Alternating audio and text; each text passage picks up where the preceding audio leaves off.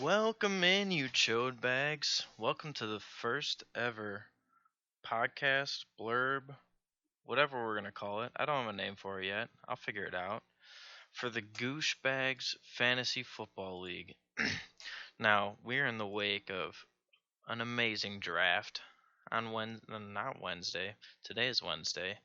The back of a draft on Sunday where we were a lot of us over at Adam's house, having a good time, you know, sitting around our laptops, roster baiting, the general. And I think what I'm going to do here today is just kind of go over the draft, what I think, how I think everybody did. I don't know if I'll probably won't give any sort of professional rankings or power rankings or anything like that, but we'll go through it. I'll just give the idea of what I thought of everybody's draft, and maybe I'll go over a few of the pickups after the draft this week. So we'll get it started with the first overall pick for Adam Stovall. His team name is Golden Hill of Gronk 2. Bold move considering he doesn't have Robbie Gould or Rob Gronkowski on his team. I believe Robbie Gould is the second kicker picked up by Aaron Buck. So he's going with a dual kicker strategy. It's a bold move, but we'll see how it goes. See if it pays off for him. So right out of the gate, picked up Saquon Barkley, and second round picked Leonard Fournette. I think maybe you could have gotten him a little bit later. Maybe you didn't. Maybe somebody else had their eye on him, but second round pick of Leonard Fournette, I think, is a little bit of a reach, but got a solid three solid running backs at the top. If Fournette can stay healthy, then he got some good value there. Personally, I think your wide receivers may be lacking just a little bit. You got Cooper Kupp, Allen Robinson, DK Metcalf, Will Fuller. They're all solid, but you don't have any superstars, I don't think, on your team. Personally, I think Cooper Kupp is the third Rams wide receiver out of their big three, Robert Woods, Brandon Cooks, but we could see he has higher, I think, touchdown upside being the bigger guy, but I think the consistency will fall more maybe on Robert Woods or Brandon Cook a little bit. I think they're the top two looks. Grabbed Zach Ertz in the fourth round. That's a quality pick. He's always got them targets, He happens to fall in the end zone from 2 yards out. I had him a couple years ago. Did well for me. And in the late rounds, let's see, he grabbed some value at Deshaun Jackson, although Deshaun Jackson just broke his his ring finger at practice yesterday. So we'll see if he gets back and playing for week 1. And Malcolm Brown picking up the handcuff for Todd Gurley, someone who's not even on your team, also on Aaron Buck's team. So, maybe you and him should try to figure out some trading. Maybe Malcolm Brown for Robbie Gould up there. But I think overall you have a solid team. You got some solid running back depth. And obviously there's always wide receivers that break out in the during the season. So I don't think that you have too much of a concern. Got Aaron Rodgers as your quarterback. Clearly, he's my favorite, but I think he'll probably finish top 2 or 3 in the league behind Mahomes, or even Watson. I think could have the potential upside of being quarterback 1 this year. Overall, relatively solid team, and who had the second pick? Andrew Kortz with McCaffrey's Kittlecorn. Strong name. Grabbing Christian McCaffrey with the second overall pick in the draft. Coming around in round 2 with George Kittle. Round 2, George Kittle, that's a reach. But George Kittle, very solid tight end. I personally picked him up last year. I rode him, and I rode Pat Mahomes to a championship, so I can't knock it. He's a solid tight end who's going to get you more value compared to the other tight ends, I think it's the least replaceable, replaceable position for sure. Um, then you're picking up Mike Evans in the third. That's solid value on Mike Evans. Brandon Cooks in the fourth. You already know how I think about Brandon Cooks, and David Montgomery in the fifth. David Montgomery dropping to the fifth round is pretty solid. He's been going, you know, third round I think average, um, as an average for a lot of drafts. At least that's what the professionals are saying. I'm but an amateur, so who knows. Grabbing Philip Lindsay in the sixth. I'm concerned that he's gonna have a timeshare going on with Royce Freeman. We'll see how that turns out. Philip Lindsay is definitely the more dynamic player, but we'll see how that pans out. Grabbing Matt Ryan as a quarterback, solid. He has top 5 upside for sure. He's gonna be a solid. And quick, cool stat: he's playing a bunch of indoor games this year, and Matt Ryan is the best indoor quarterback in the league. I think he averages like 5 more. This is completely off the top of my head, so it could be completely wrong, but I think it's like 5 more fantasy points in a dome than he does outside. Grabbing tight end, you got Hunter Henry as your tight end. He's a solid tight end coming off of what injury did he have? Coming off of an ACL, I think. Yeah, the torn ACL a couple years ago. Hopefully he's coming back strong. We'll see how it goes. I like the D.D. Westbrook pickup in round 9. That's a solid pick. I've been eyeing D.D. Westbrook for the past couple of weeks. He's been rising on my draft board. Unfortunately, he didn't come around to me, but he's a great pickup. Let's see. Grabbing a second quarterback in Jared Goff, late round flyers on Anthony Miller and Geronimo Allison. Whichever side of the ball in that Packers-Bears rivalry does better. I think Anthony Miller definitely has a higher upside between the two of those. Geronimo Allison could end up being a solid wide receiver too if he kind of establishes his dominance over MVS and whatnot. But overall, I like your team. It's a solid team. I'm kind of scared of it. It's a little bit deeper than I think than Adams is. Adams he's picked up some handcuffs, so he'll be in good shape if a starting running back goes down. But I think I'm more scared of who you can interchange into your lineup on a weekly basis. Although Corey Davis, I'm not so scared of. So he's the one guy in your lineup who I'm not a huge fan of, but maybe that's just a Tennessee system there, whatever. But all right, who had pick number 3? Neil, the Geis is wrong, bitch. You better have Darius Geis in your team. No, you better change your name, boy. Also a bold move. Picking Alvin Kamara in the number 3 spot. That's a solid pick. I don't think you can really go wrong with any of those top 3 running backs, so I think you'll be very happy with that pick. And Joe Mixon coming back in the second round. I think both of those guys will be solid. A lot of people are concerned with Joe Mixon's offensive line this season. They had a couple injuries, I think, early this preseason, but I think he's got the talent. I don't think you're going to be concerned about your running backs, at least, because you also grabbed Marlon Mack in the 5th, and you got some backups in Rashad Penny and Naheem Hines that I think could potentially have some standalone value if they kind of get themselves integrated into the lineups. But grabbed Keenan Allen in the 3rd round as your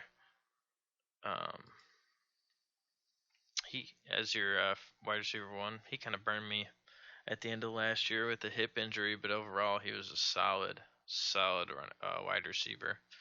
And Julian Edelman is he's the number 1 for Tom Brady, so you got some good. And you got the number 2 for Tom Brady, Josh Gordon, in the 6th round. Solid pickup. Chris Godwin in the 7th has some great fantasy value there. I think Chris Godwin has a real chance to break out this year. But I think you got some solid wide receivers. I guess besides your top I guess Marlon Mack is going to be decent. A lot of people are saying that Jacoby Brissett's not going to do so hot this year, but um, we'll see. Uh,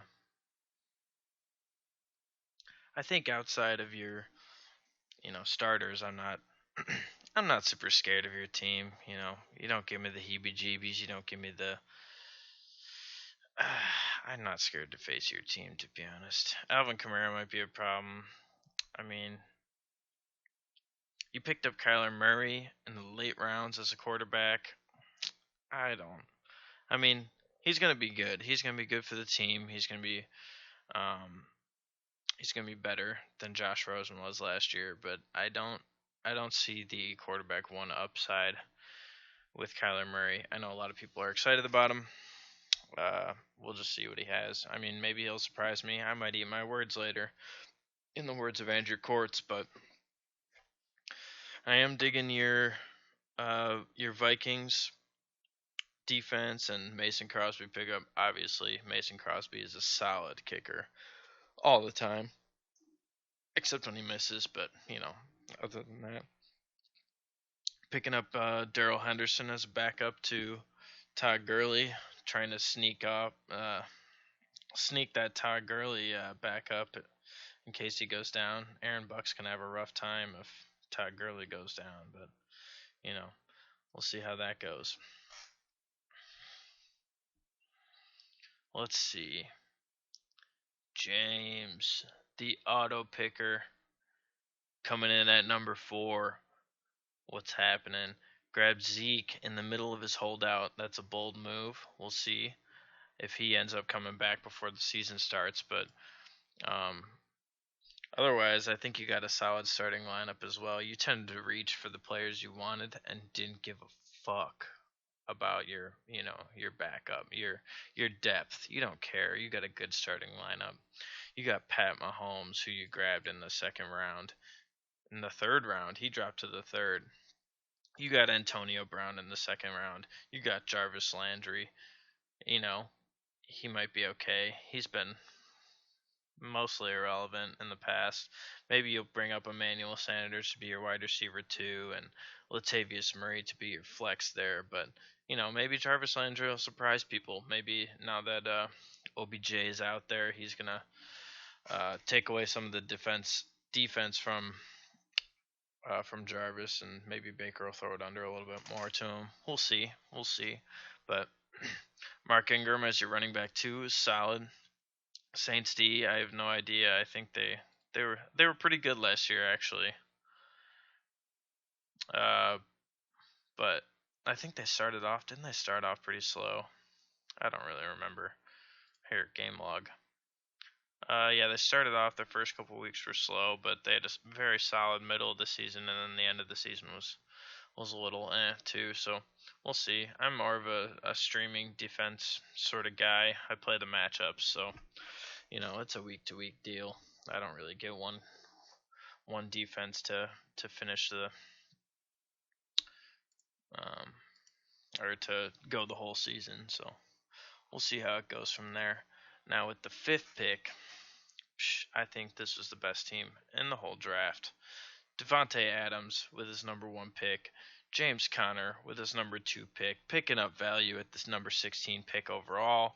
I think he had the potential to go at the round 1-2 turn there. And then Dalvin Cook, I'm surprised, dropped to the 3rd round. And Chris Carson to the 4th round. Man, my running backs are lit. Plus Devontae Adams, the most consistent wide receiver in the league. Plus, not only does he have a high floor, he has a super high ceiling. He had, I believe, 13 touchdowns last year. 13 touchdowns last year. Man, 169 targets, almost 1,400 yards. He is going to repeat as a top 2 wide receiver, but the most consistent wide receiver of them all. Not only that, but I have Robert Woods, very consistent wide receiver for the Rams. I think he's kind of the go-to look for Jared Goff. He gets a solid amount of targets every week. Let's see. Yeah, he was averaging between 5 and 7 targets for most of the season. 16, no, that's a lie. 1, 2, 3, 4, 5, 6, 7, 8, 9, 10, 11, 12 of the 16 games he had 5 or more receptions, not just targets, but receptions. And he has been a solid fantasy asset. I like him as my wide receiver too. He's very consistent, but I grabbed people in the backgrounds to kind of offset that consistency with a little bit of upside. I love OJ Howard, tight end. He's got some huge upside in a place where Adam Humphries and not Jesse James. Adam Humphries left. Who else left from? Oh, Deshaun Jackson left from Tampa Bay. There's a whole bunch of vacated targets there, and I think a lot of them are going to go to OJ Howard and Chris Godwin. So Chris Godwin, I'm high on this year. You guys already know that. I talked about him, but yeah, I think OJ Howard's going to be a beast in fantasy. Duke Johnson picked him up right after the Lamar Miller news. Love him. Duke Johnson's got some massive upside as long as they don't trade for another running back, which is a very realistic fear of mine. But, who knows what's going to happen. Right now, he's got some really good value. I love my pickups in Curtis Samuel and Michael Gallup in the late round wide receivers. I think they have some high upside, especially if Amari Cooper is out for the first couple weeks. I think Michael Gallup is going to have a big game. Then I picked up Jordan Howard, Lamar Jackson. Lamar Jackson is a severely underrated quarterback. I think he's got the running. He's been improving on the passing this year. I think that was his biggest weak side, but a weakness. But a lot of people have been saying he's been improving. His passing looks better this year. I just think running quarterbacks are so undervalued in fantasy football. So I think, or underappreciated, I should say. They are not undervalued because they make the big points. And then, I grabbed the Cowboys D, but that I think I've already changed that. I'm grabbing the Browns D for the first couple weeks. They got a great matchup. And your boy Jake Elliott kicking the ball for my team. You know what? If I was you guys, I'd be very concerned with my team because I'm gonna kick your asses. Let's just be honest. I don't think anybody has as strong um, of a starting lineup. Obviously, I think quarterback.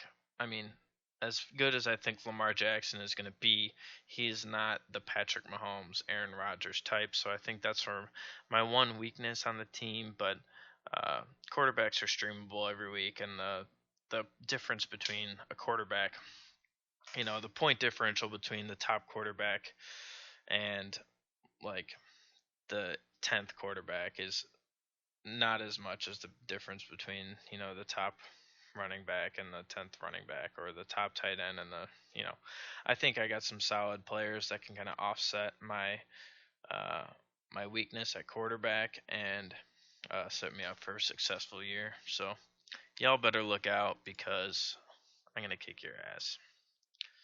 So let's see who had the 6th pick. Ryo with the team name Carry On My Wayward Son on the back of my boy Kerryon Johnson. Now I would have grabbed him had I not seen Dalvin Cook sitting right there. Dalvin Cook has some beautiful, beautiful value in the 3rd round, so I couldn't pass it up. Otherwise, I totally would have grabbed Kerryon Johnson.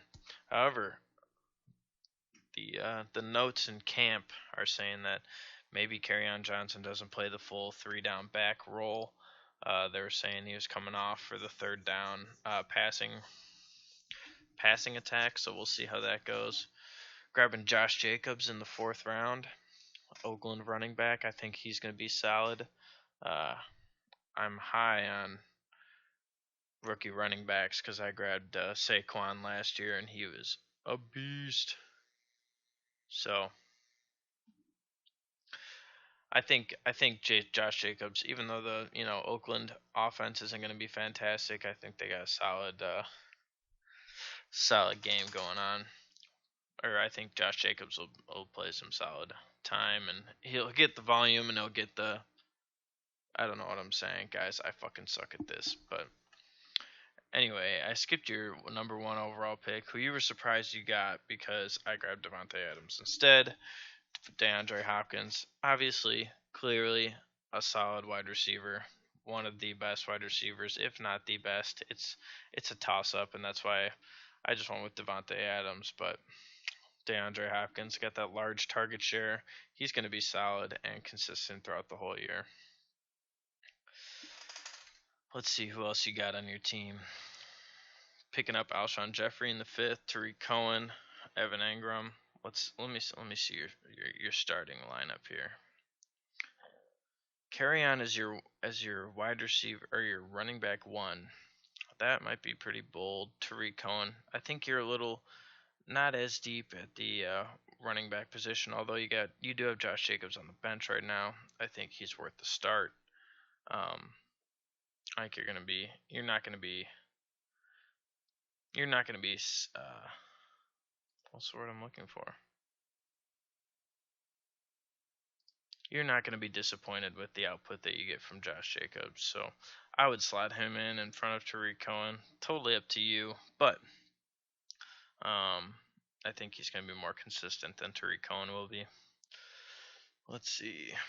Sammy Watkins, I think, has some real value on Kansas City. He's going to be the number 3 target for Pat Mahomes behind Kelsey and Tyreek. But you also have Tyreek, who is a good complement to DeAndre Hopkins. Grabbing him, in the middle of the second round is definitely a steal. So I think you're gonna do well. You got a lot in the wide receiver position, but I think you're a little thin at the running back position.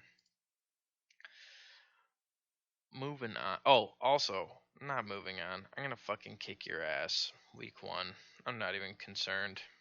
I got my lineup set. I'm not even looking at it again until week 1 starts. So, I hope you lose, but just this week, just the first week.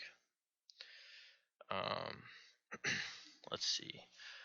Chad Keen, Big Ben's bathroom, and at number 7, grabbing Le'Veon Bell in the first round. Bold move. I think he's going to be good. I don't think there are a lot of people that are saying new team, new offense. I think the Jets are going to be surprisingly good this year. Sam Darnold's going to step up in his second year as the starter, and I think Le'Veon Bell's going to they stepped up their offensive line. They grabbed a couple people in the offseason. I think this is going to be a really good, surprisingly good New York Jets offense, I believe. Grabbing Michael Thomas with your number 2, Amari Cooper with your number 3, Aaron Jones with the number 4. Man, all of these are solid. T.Y. Hilton with the number 5. Getting him in the 5th round is good. I'm concerned about his value with Brissett. I think Brissett's decent, but I don't, his value does drop with Brissett instead of Andrew Luck. Where am I at here? Here you are. Grabbing Cam Newton as your quarterback. I like it. He's got the running potential. He's got the arm back again after it was reconstructed in the shoulder surgery. And David Njoku as Cleveland's tight end, as your tight end. It's going to be good. It's going to be good. I do think you have a lot of good depth pieces on your team, though. You got Kenny Galladay, who's a solid wide receiver, and he's on your bench. So you got some solid wide receivers and running. I like your team. Your team is a solid team. So we'll see how it goes. Grabbing Noah Fant with your one of your last picks, getting that rookie tight end. So we'll see how he turns out. But I think you won't be disappointed with Njoku. But so far, I think I'm a little bit scared of your team. I think your team has some high upside. So on any week, I think that could be the top scorer. Let's see. Oh, the biggest surprise, Team Metzler. You need to change that team name, bro. But Team Metzler drafting, I think he's predicting the biggest comeback story in the league. Biggest 2 comeback stories this year in the league. Grabbing Lamar Miller and Andrew Luck in his draft. Andrew Luck could unretire at any second, and if he does, Brandon is going to be a genius. And Lamar Miller, if he recovers faster that ACL faster than anybody else in the league has ever done before, man, Brandon, we're laughing at Brandon now, but he's gonna soak it in. He's gonna have one of the best teams in the league if he gets them two back. So I'm not knocking on his choices to grab Andrew Luck and Lamar Miller. Uh, I think he picked up some real value in the 12th and 13th round. So, um, but seriously, what a dumbass. Um, nah, he was auto picking. I don't know what he was doing. He was gone during the draft, so picking from afar. So I'm not sure. I think he had some work going on, and I don't know if he was driving home while he was auto drafting there, but got some unlucky picks with the auto draft. So he's got David Johnson in the first, OBJ in the second, Devonta Freeman in the third, and Stephon Diggs. I think you got some solid starters there in the first 4 rounds. David Johnson, I think, is going to be better than his last year. I know I hated on Kyler Murray before, but I think their offense is going to be a little bit better than it was last year. So, I mean, anything's better than Josh Rosen. So, um, I like the grabbing of Mark Andrews. He's been my late round look, like the last pick if I can get to it. If it gets to me in the last pick, I grab Mark Andrews on the bench. I think he's going to be a solid tight end. He had some real rapport with Lamar Jackson, so I think he's going to be good. But um, overall, I think you got a solid starting lineup. James White is your flex. That's pretty solid. David Johnson, Devonta Freeman, OBJ, Stephon Diggs. Yeah, you got a pretty solid team. And you grab some depth pieces too. I think Tyrell Williams is going to be good. Tony Pollard will be good if Zeke sits out. So I think you got some, and Jameis Winston. I like me some Jameis Winston. Um, so yeah, I think your team is relatively solid. One of the better teams in the league. And let's see who had number 9. I think that was Aaron Buck. Aaron Buck grabbing Todd Gurley with his first overall pick. Bold move. We'll see if his health holds up this year. If it does, then he's going to be a genius, grabbing him so late in the first round. And then grabbing that Travis Kelce right on the turn. I think that's a solid move. You're not going to get him much later than halfway through the second. So, and he's got such a high upside over everybody else in this position. So, grabbing Nick Chubb with pick 3. I like that. A lot of drafts I've been doing, he's been going in the second round, so getting him in the third is pretty clutch. I like Adam Thielen, although he's your first wide receiver, so Tyler Lockett's your second wide receiver. We'll see how that plays out, but what do I know? Right now, he's projected as the top team in the league. I do like his quarterback, Deshaun Watson. He does have Travis Kelce. He has some high upside at those positions, and if Todd Gurley does really well, he's got a good starting lineup as well. However, I don't think he has any depth, so if any of his players get hurt or don't produce, I think he's going to be in trouble. He's got 3 quarterbacks on his team. I don't know how I feel about that. Some Mitch Trubisky action and some Tom Brady action. He also has 2 kickers on his team, Robbie Gould action. So he doesn't really have much on his bench. He also has another second tight end on his bench, Vance McDonald, who I think is going to be a solid tight end this year, but I really don't know why he's got a second tight end when he's got Travis Kelce. It's totally up to him, though. But yeah, he's got a really good starting lineup, but I just feel like his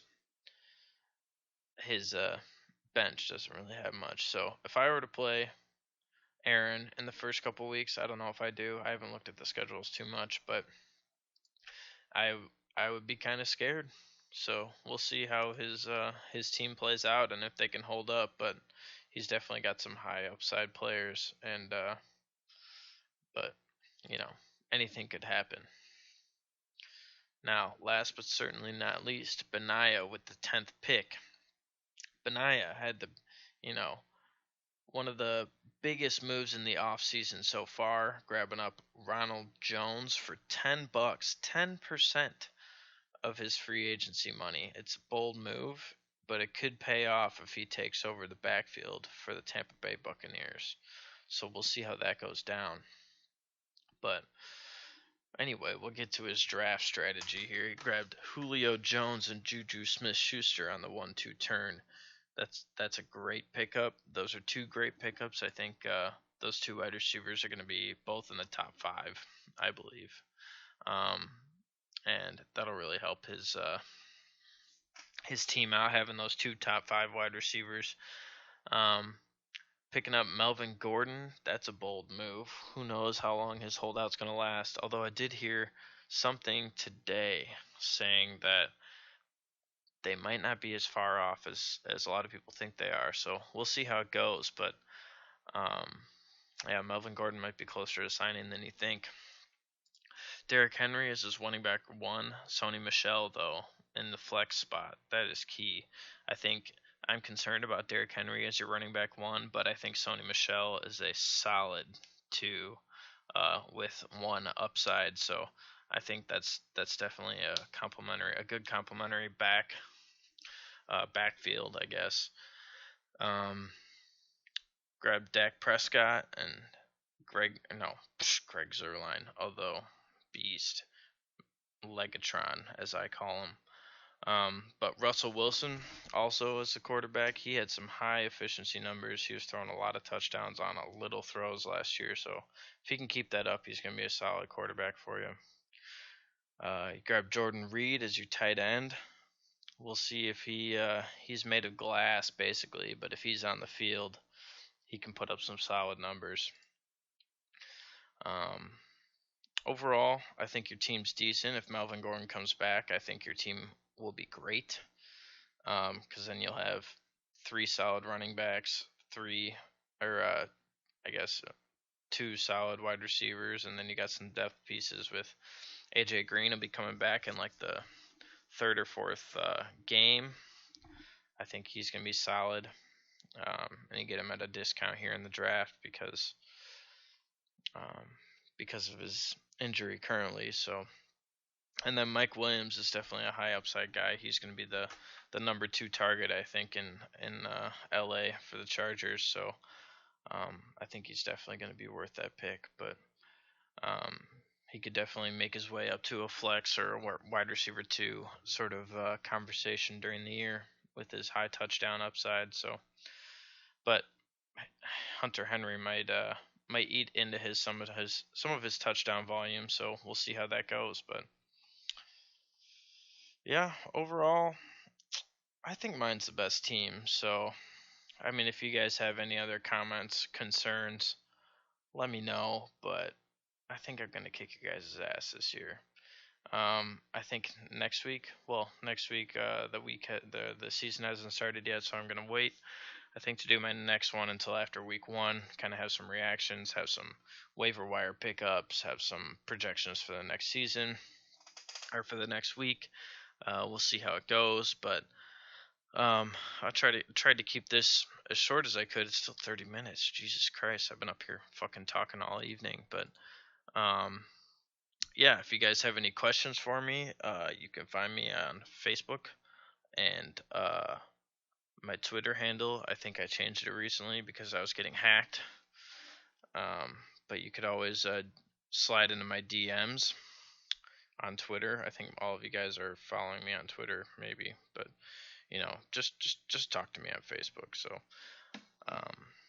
but I think the bottom line is I'm gonna kick all of your guys' ass. So I'm looking forward to week 1. It's only 8 days away from the Packers-Bears matchup next Thursday, and I am so looking forward to taking all of your money and getting first place in this league. So, good luck, guys, and let's have a great season. Now, Courts requested an additional segment to this. to this first episode here. So I'm just gonna add it on at the end because I don't know what I'm doing with the editing software, and otherwise I would have put it in with my draft picks. But basically, during a draft, like you can do as many mock drafts as you want, and it'll help you try to figure out where people are going to be generally be picked, but overall, you don't know where anybody's going to go in the draft. I mean, besides the top, you can be pretty certain about the top 4 or 5 or 6, but other than that, like people could drop to you who you think are a great value, who other people maybe want to stay away from. You have no idea, and even if you know the people you're picking with, which I know most of you, and I know how most of you play, I think pretty well, but um, I think that anything could happen during the draft. So I think the number one key for me is to stay fluid. Like obviously I would love to have one of those top 4 picks for those top 4 running backs, but since I had the number 5 pick, I ended up going with who I think is going to be the most consistent, but also have a very high ceiling wide receiver in Devonte Adams. Now I could have gone either. I think I talked about this a little bit before, but I could have gone either him or uh, DeAndre Hopkins. But I think Devonte Adams, one, he's on the Packers, so he's obviously my favorite. But two, he's consistent with a high floor, high ceiling, and I think he's just going to be just a slightly more consistent than DeAndre Hopkins will be this year. So that's just why I like him. He's always good for over the last 3 seasons. I think he scored at least 10 touchdowns, which is not necessarily the most sticky stat, but he's been pretty consistently Aaron Rodgers number 1. So I think he's a solid pick, and there's no going wrong really in the first round. Um, and I guess my draft strategy is a lot of um, trying to get your solid running backs and wide receivers, your starters in the first 4 rounds. I tend to stay away from grabbing somebody like Kelsey in the second or the first quarterback off the board, whoever it may be. This year it's Mahomes, but I try to stay away from them because I think I can get some a more solid lineup week to week with those high quality running backs and wide receivers at the beginning. So I like to usually start with a wide receiver and a running back in the first 2 rounds so I can get a top tier guy. I was lucky enough that James Conner dropped to me in the second round. I think he's going to be he could be up there in the top 5 running backs this year potentially. I think at worst case scenario he's top 10. So I'm very happy with my ability to grab James Conner in the second. So I was able to get a top tier wide receiver and one of the top tier running backs in the first 2 rounds, and I just try to get those high quality starters, every week starters in the first 4 rounds, so that I'm not jumping between players on my bench and players in my running back and wide receiver 1 and 2 slots. So and once I get those filled out, I like grabbing a tight end in like the middle to late rounds, so I'm not necessarily streaming a tight end all year, which I really don't want to do because there's only like 5 or 6 good, I'd say solid tight ends every year, and there's always 1 or 2 that might surprise you, like a George Kittle or like a OJ Howard, I guess. Last year it ended up doing pretty good, but I mean, I think Trey Burton, who sucked all year, was the tight end 7 last year. So, I mean, there's a very solid tier drop off after the first 5 or 6. So that's why I like grabbing one of those 5 or 6 because it's just not worth the trouble um, fighting for tight ends the whole year. Now, on the other hand, for the quarterback situation, I do like grabbing a late round, like a late round quarterback because I think you can get some high upside potential in those like 7, 8, 9 rounds. Like this year, I was able to grab Duke Johnson, Robbie Anderson, Tevin Coleman, who I think all. If Tevin Coleman takes over that backfield, he could do some work. But Robbie Anderson and Duke Johnson Jr. already have kind of top tier upside, I think, this year, unless the Houston Texans grab themselves another running back, a starting running back. So I just think um, if you're not grabbing the first couple quarterbacks, which I try to stay away from um, most years, uh, then I don't think there's much of a difference from quarterback 4 to quarterback 15. I think last year 40 different quarterbacks put up a, a quarterback 1 week when they were in the top 12, I think, quarterbacks for the week. So uh, I'm totally okay streaming matchups on quarterbacks. It's pretty. I mean, you might get burned once or twice, but usually, um, streaming those quarterbacks against good matchups uh, is a pretty solid strategy. I think like I said, the difference between I'd say actually quarterback 7 to 15 is a matter of like maybe 20 fantasy points during the whole year. So that's like 1 point a game, which is not going to break your team. And I think I can get some higher upside with the mid round picks as opposed to getting wide receiver 7 or I mean quarterback 7 over quarterback 15. So I'm totally fine with Lamar Jackson. I think if he improves his passing, I think he can get up in that quarterback 1 range. And with his running ability, he's got some electric legs. So I think he's the best pure quarterback runner since Mike Vick. So and Mike Vick was always fantasy relevant. So I think it's going to be. That's kind of what I go through in my head during the draft. I try to just basically get the best player I can with each pick, uh, and most of the time it's seeing where I can get the most value at my picks. So if I think I can get a higher value with a Robbie Anderson pick in round 8 as opposed to grabbing um, like Cam Newton, who could potentially that might be a bad pick because Cam Newton could potentially just like go ham. But um, instead of Mitch Trubisky or um, who are the 7 like a Kyler Murray, who I think is gonna he might finish as a low quote QB1. So um, I think he's not gonna have any different of a fantasy year than Lamar Jackson. So that's just kind of my thoughts on it. And I know Court's asked for this segment, and it's an extra 10 minutes to this podcast, but yeah, let me know what you guys think. Maybe let me know what your draft strategy is. Maybe we can get some questions in here so I can answer some questions for next week's segment. Uh, no, that's fucking gay. Don't listen to that. But yeah, so good luck, guys. It's gonna be a great season, and I'm gonna take all of your money. So deuces.